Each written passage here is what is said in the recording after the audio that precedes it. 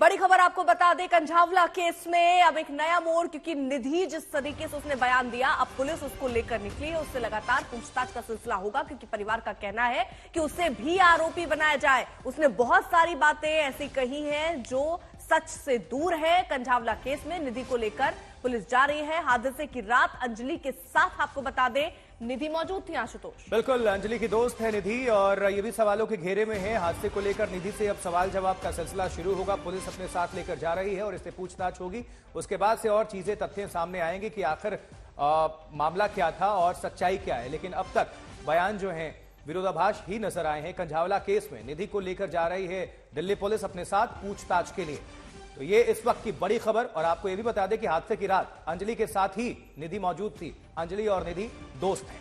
हादसे को लेकर निधि से अब सवाल जवाब का सिलसिला शुरू करने वाली है दिल्ली पुलिस, और इसके लिए दिल्ली पुलिस अपने साथ निधि को लेकर जा रही है। अर्पिता, एक नया मोड़ आशुतोष तब आया जब निधि की एंट्री होती है। सवाल उठने लग गए, कितने दिन हादसे के बाद वो चुप क्यों थी, क्यों इतने घंटे में वो पुलिस के पास नहीं गई, या हादसे के तुरंत बाद न पुलिस को फोन किया न परिवार वालों से बात की। इसलिए उसकी भूमिका पर सवाल है। लेकिन सवाल इसलिए भी क्योंकि उसने अंजलि को बोला कि उसने शराब पी थी, लेकिन पोस्टमार्टम रिपोर्ट में शराब की कोई जानकारी नहीं मिली। इसलिए संदिग्ध के तौर पर ये सामने आई, इस पर शक हुआ। पुलिस अब इससे पूछताछ कर रही है। बिल्कुल, इस पर ज्यादा अपडेट के लिए, जानकारी हासिल करने के लिए हिमांशु का रुख करते हैं। हिमांशु मिश्रा हमारे साथ, हमारे संवाददाता जुड़ चुके हैं। हिमांशु, अभी क्या जानकारी मिल रही है आपको?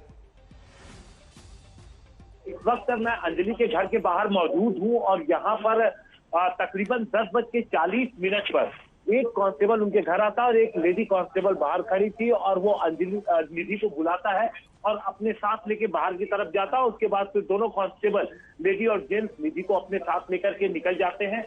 ये तकरीबन 10:40 की बात है जब पुलिस की यहाँ पर पहुंची थी और 5 मिनट में ही, यानी 10:45 तक वो लेके चले गए।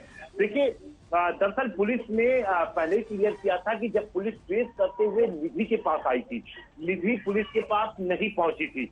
और उसके बाद निधि ने कहा था कि पुलिस ने कहा था कि निधि एक इम्पोर्टेंट आई विटनेस है, क्योंकि निधि उस वक्त अंजलि के साथ मौजूद थी।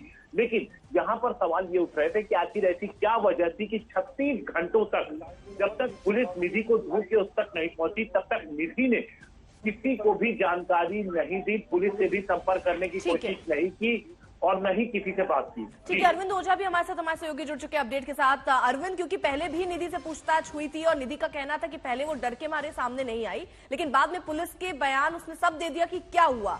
अब निधि को ले जाना वो क्यों एक अहम मोड़ पर अब ये नजर आ रहा है, क्योंकि परिवार वाले कह रहे हैं कि उन्हीं धाराओं में इस पर भी केस दर्ज होना चाहिए। तो क्या इस एंगल से आगे जांच हो रही है? नहीं, फिलहाल की अगर बात करें अब तक की इस केस में निधि एक आई विटनेस है। और आपको ये बताता चलूं कि दिल्ली पुलिस ने मजिस्ट्रेट के सामने 164 का बयान निधि का दर्ज करवा लिया है। तो फिलहाल वो आई विटनेस है। दिल्ली पुलिस सूत्रों का कहना है कि कुछ चीजें वेरीफाई करनी है, इस वजह से निधि को लेकर पुलिस गई है।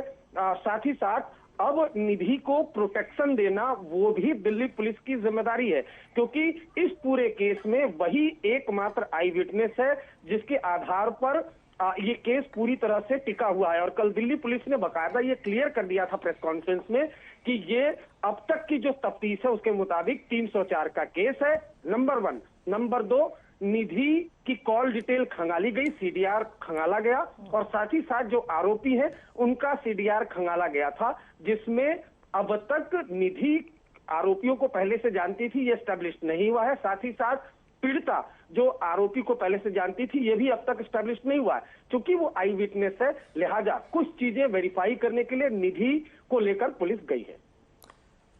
बहुत शुक्रिया अरविंद, पूरी खबर को दर्शकों को बताने के लिए, अपडेट साझा करने के लिए।